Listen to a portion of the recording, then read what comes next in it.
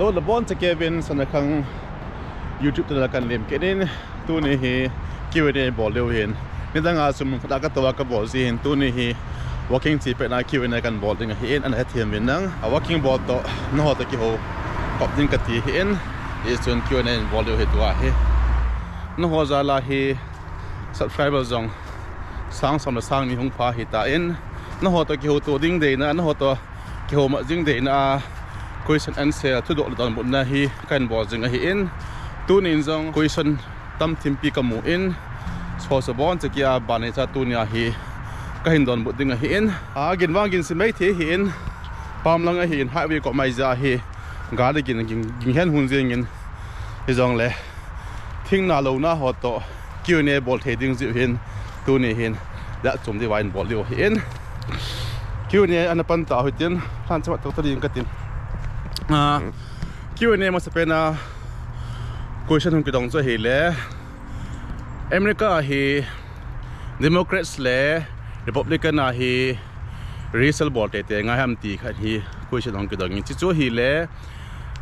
ke he dan hin hi si hi racial ki voting na hin vote la ding kon na hin America ami pi ho ahong tha ahong lui ho na mi u se hi racial ki voting nga hi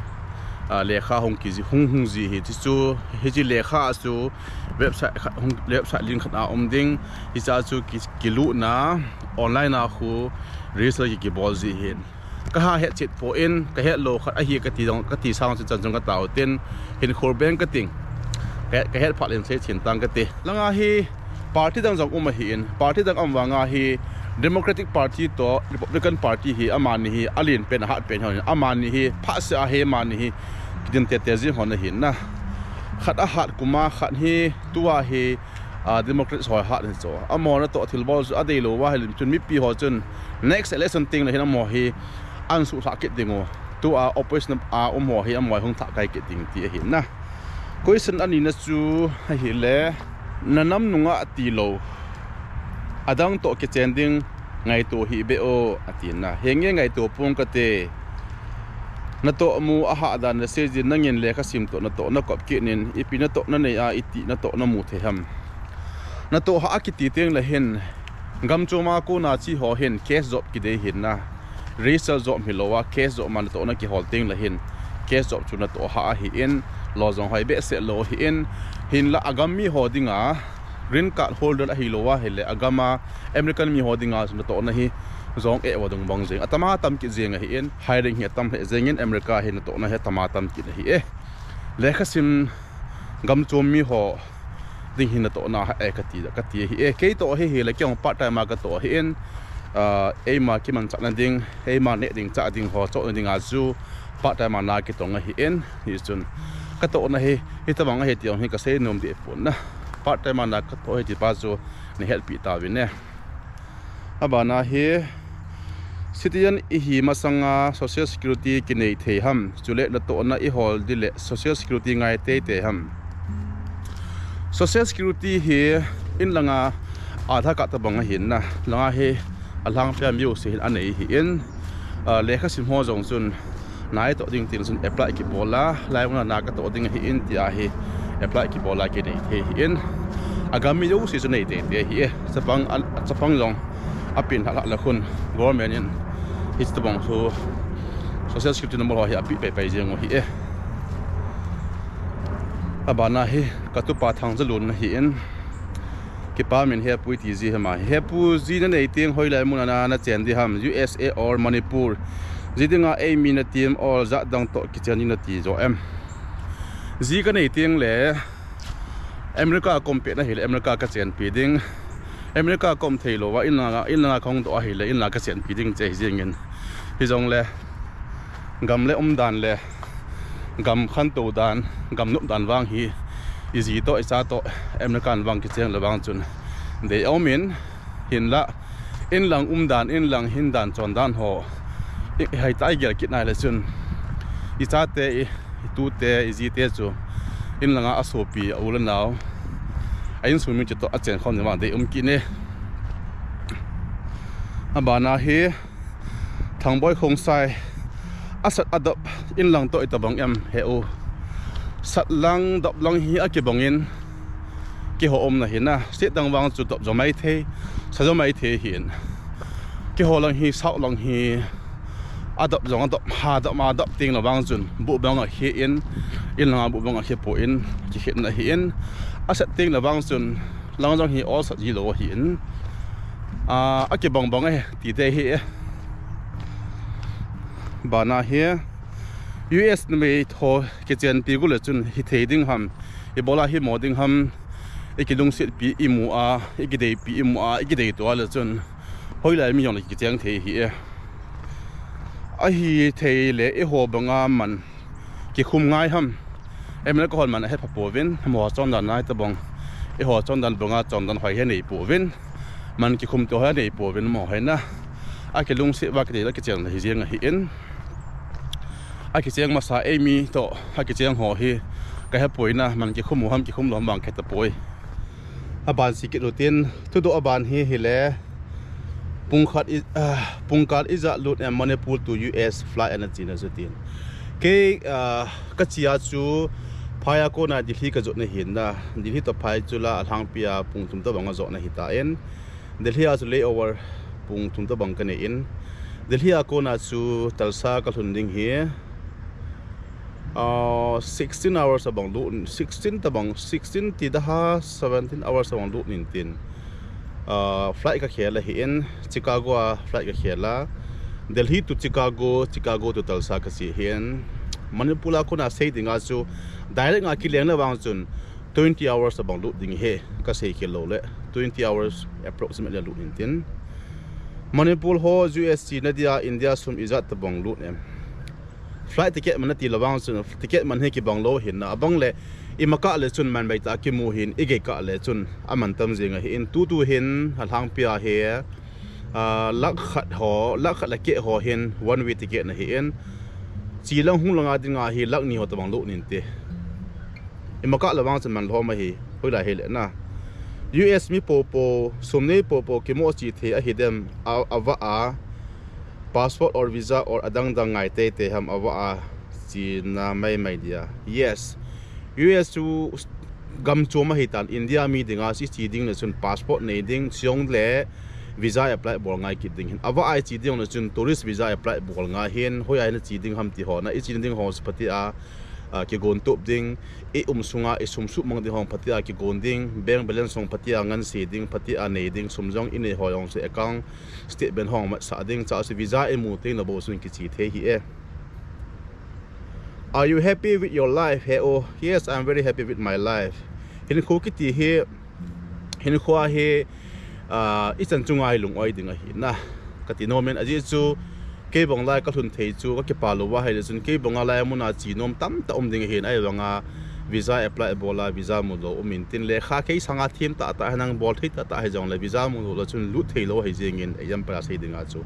tun ke bong lai muna komin na to nga in hitong bong bol nga in aski man cha da na hai ta chu complain ka bol chun chi chu di lo ding hi in i chan chunga lung oi ding sia ko na chu a hoi chi a pha che ding chu ideal chun chi chu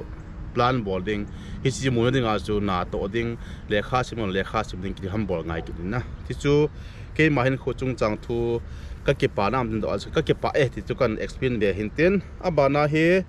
nom na langa chu na tong di in hung dikit le ipi angai dem passport wang kane in chule sum iza ho to bang angai dem langa hi na tong dinga hung ding ti chu ipina to na he ham na tonga chu ki mo chi a muna na to hol the hi po in na tong dinga chi dinga hai le chun America langmuna hon langa min in hire la ema ithip na chi na chu doctor hi ham lo engineer hi ham skill pen he da pen chu langa hon angai cha na am ho hin job offer i bolawa is job offer letter i mul chu hi si offer letter ho chu ki choi a visa apply ki bol the hi in chu ti lo wa chu na tong dinga ki mo go the lo phe sumna pai ka tam nei jong na na habana he sir nang ma hit ipi tup le doi na nei a US a le khan na ga sim ham ka he no me lekha sima ka china heti chu India chun lekha masol chani ki chai ta in ai la hen America chi ding hin kalunga num pe hi za chu masol bol kit ding langa in langa masol i chai chun langa he masol ma bol kit nga hin na ya chu lekha sima ka chi he ka tu pen til chun lekha sim ki ti chu education thil he na ki ti chu poem ma hi na izil chana sei dinga pha hi in sir nang ma hit ep tup le doi na ne us ale khan naga sim ham ka he no me tup le doi ti teng la hin ke tup le doi hi asang be aset pon na must penas a ma hi changa din theding na financially, spiritually, mentally, self confident meu si hi a ma ki gin cha ding a ma kenga din theding pai ken ka tu pi pen loi hi en hi ja chu America han ki hlunga nang la hen opportunity tamin America he na aha na wang tama hi ka na panai ha no sei lang tam ta ka sei the hi en wang phatum ta kamwa le chun ka chi le chun le kha jong ka sim ding jong le sum jong ka holding in chen ka sip ding langa ko ma kom sunga su in la dinga khusung veng sunga dinga in sunga dinga bol the ding bolo ding ti in langa sanga lang hen ki hlunga nang la hen ka bo zo ding ti pa he ka gin cha ja su le kha sima kana chi hin tunong ka sim jing la lai na hi nom na tulsa state football stadium loham ole na block a hinjaw sa osar ke ho na talsa he state soccer stadium chu dinga he na ai wangin ka chi kha po in khununga kan he do amuna chi a block ball thei lawang sun yes bowling kan ngai to dinga hi nga wata di bo go hong zu tha he le thing ho jong ai ang pan tan na ang ki ti le green a ko ne yellow hong so tan tu la he thing na hong pul dinga hi thing na pul ma sangai ta hi thing na hi en dan hong ki khela hi ba no om the zingen hi so he na ma deu ka de ja hi tu ni Q&A ong hi lai pa ngai kan bol hi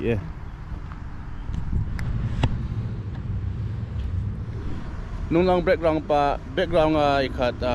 thing na ho en pa ho na deu ka di sa la khong kin hin Thudoh aban se ki tin abana he zeg ho keep lifestyle America amy chi ho hu ke muda nin atam zo le kha simbo chi ham a hi lo wa le jobs na tong chi u ham ole english pau hibo chi the ham USA question an pa chu a ki chi ja po in henge America hi tu chan gya amy ka he zo si he tam zo hi F1 visa chi hin na F1 visa ti te no su le kha sim dinga chi nga na hi in khat ani wang chu tourist a hungjong aum helulin masangin tula wang hi am khata po in amy ong hi atam thim tain ahong ho jong hi tam zo hi a khejo ta pon na atam zo hi le kha sima chi nga na hi in na tonga chi hi ambe set po na hi chule America hi pau hi English hi wang hi first language hi in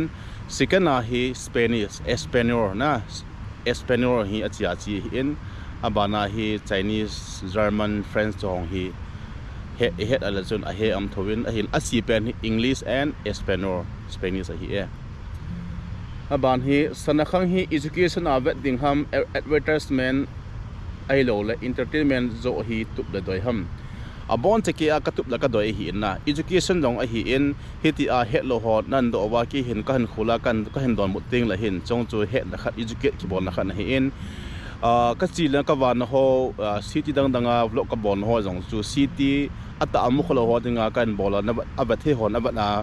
enjoy abo jong chu entertainment khat na hi in advertisement lang pang wang hi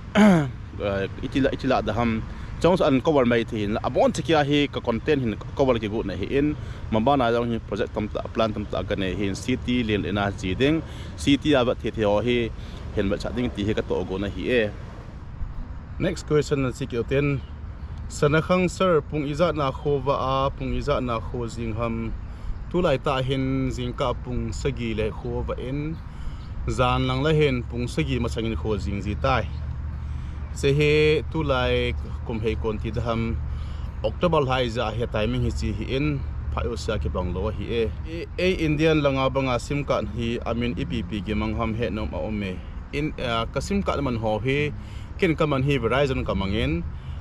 ultra kamangin sule T-Mobile omin AT&T min sim card tamatam jeng hi sim card tile service provider tamin na langa hen EPJ WhatsApp za lang pang zong he nom a ome ti dan chu namo maman lo jiang oham ol aman nom in aman ham WhatsApp popular dan pa he India to ki hi ipiam ti le India so WhatsApp si pola min ana haman hamati le hin WhatsApp hong po to na ji chu WhatsApp hi free and hi in calling on free text bolong free mo ka free ake mang the hin na app song so free and hi in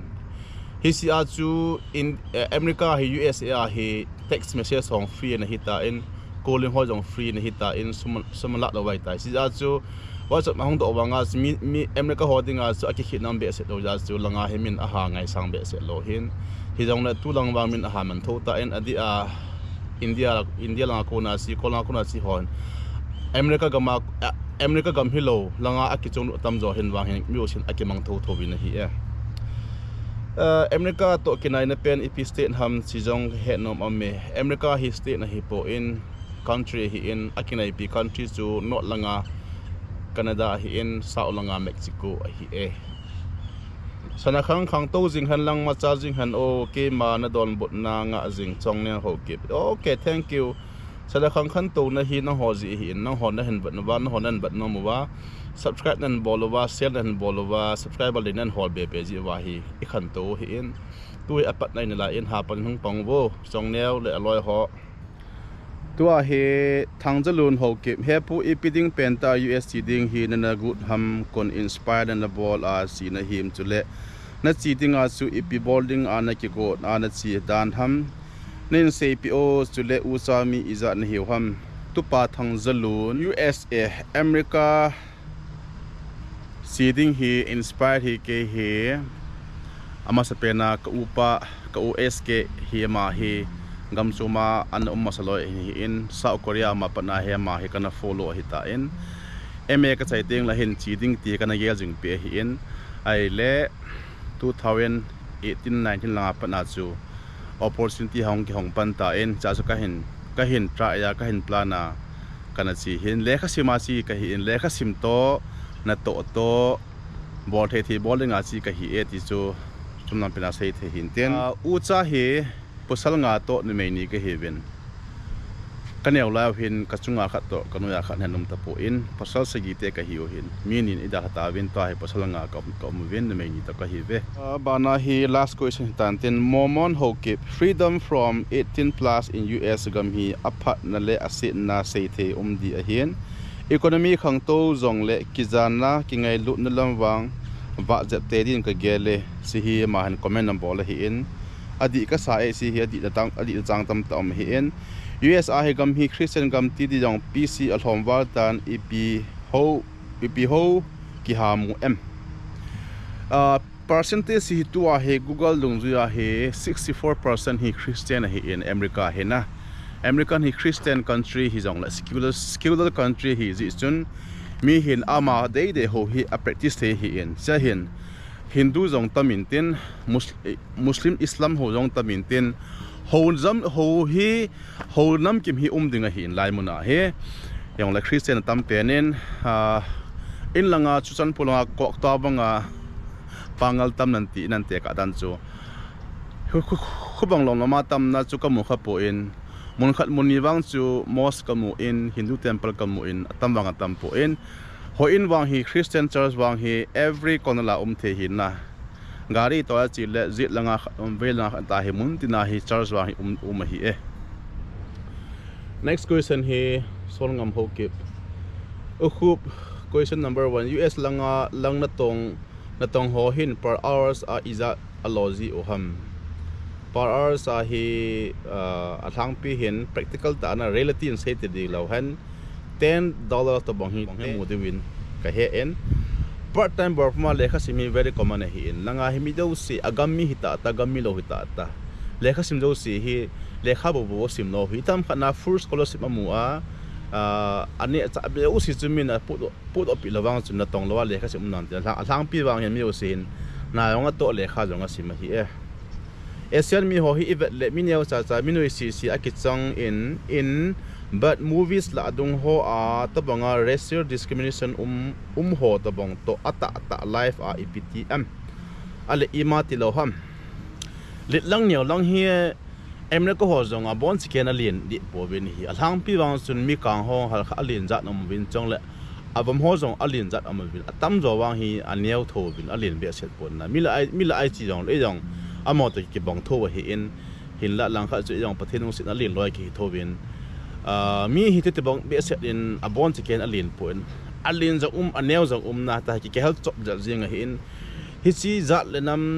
racial discrimination wang hi tho ding hi amo society ai wang hi ti a life an ti hin khwa chi le wal na wang hin katu khapun na mi kang ho wang hin mi vom ho hel khat wang hi athe win ka he e adang dang next thing lan se thang he okay next Q&A tin in dong kit bin ang na si Q&A a hung kidong lo phep khan he ka video ho vlog ho khan comment tam ta ka mu se ti le hin langa phung sei len amy cha ku ki cha ti du ham amy ho chapang ho henang hong khang tha ho jong le e pau hello ho hi oil mona tam ta nen se win oil moding alom che hi thona win la a context si hello hen langa hi mi jingka nil ha pha zo sia he school si no hen nang huila he jong la hen english bo man phat wa hi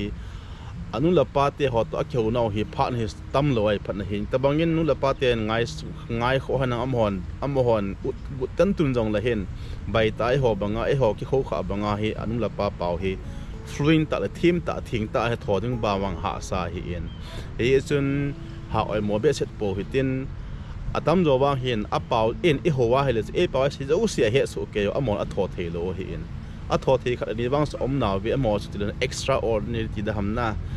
ki ham bol mo nga amon atum be a mi yo si changa ki khalje ma kho sa ji wa so a ha ma pau cha he theo hin hi si ta bonga mi yo se the lo hi ji chun chu halakat he them deu hi in so le tu ni Q&A bol dan pau hi itabangam in sunga room na katuwa ka bol sanga hiti a open space ana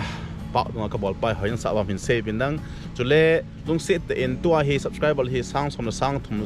nong phanai po win 12,000 something hi in agana ganga 15,000 target bolo hitin abejo se in zong lung set in ka channel pa hi share ni bor pi binang inza ka se banga skia hi content hi bon skia hi ka cover no ma hi in education azong man the le entertainment ang man the siong le thildang danga tam ta he man the hin na i chun IPP na he le lung sit nei support jing win nang nei ki thopi jing win nang ka video ho a so na advertise ho ting ong la khun skip ball win lung sit ten ni win nang so khon na ha ba chan wai ki dinga ka sumu na hi in sum kan mu ting le chun he la hi chi video hai sim ni ang pha kan tam nei the hi in ija chu to ka to no ho hin khat bang hi ka sacrifice the hin sum phatia kan mu the dinga chu na hon jong phatian bal thung ke win nang subscriber dong hinin hol pi jeng win nang chu ti la chun e ho YouTube channel pe ni khang to ding subscriber dong itam nei dingu view jong hung tam ding west hour song tam ding la chun sum jong kin mu ding hi ji chun please lung sit the in subscribe na bol lo wa subscribe button chim me enang video halui ho jo siong hu hatha ben hin dekit bin hin na mun chung chuma ka chin hong tam da ka kwai sa amin alui be be ho jong hi in i chun lut nang be so ke bin nang mabana video kan sip ni ho ja nang azing bin nang jong le feedback in pizing bin nang na negative feedback hi loading constructive feedback hi ding na feedback na hon comment an bola kuna ke hi YouTube channel bolan pa hi ka sim hoi be dingo ahoi an thei chuna sip ma thei ding wa na hon jong hin comment hin bol ji bin nang feedback hin bol ji bin ti a chai na kan se hin anomin tuni Q&A bola chen style tau tin next vlog tin like mo kita hoite na bon si Kevin enjoy stay safe always smile and always happy tu ni ating in vlog chen style tau tin next vlog tin like mo kita hoite na bon si Kevin bye bye.